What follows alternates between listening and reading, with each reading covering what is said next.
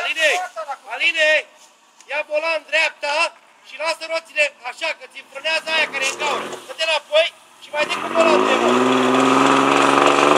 Hei, dă-te înapoi. Zi-mă să te înapoi.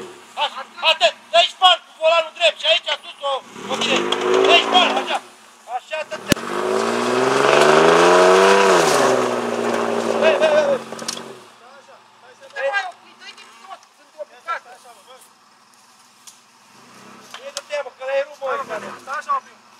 Dă-mă cu bara în el și nu fac acolo.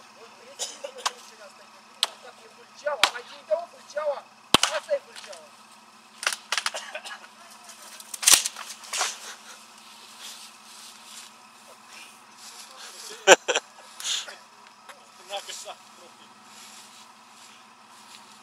Așa mai bine, dă-ne. Hai mă, stai așa să duc.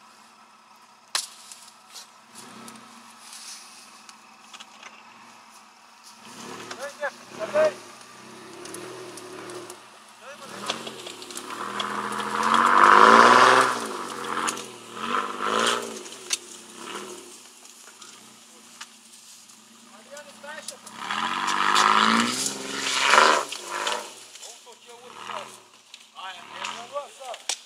Hai următorul, că abia m-am stăt în joc.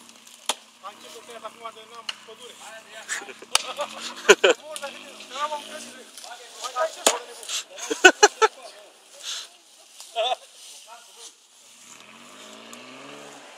Ia uite acum, ia să-mi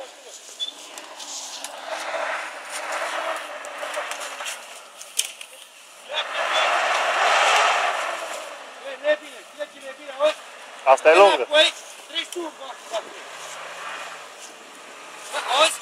Treci tu, că știi ce s-a întâmplat? El sigur că e lungă, o pune pe burtă la buturuga aia. Și îl trăgeai un pic de acolo, că n-ai altă variantă nu să ai. Păi și eu de aici cum să-l trag?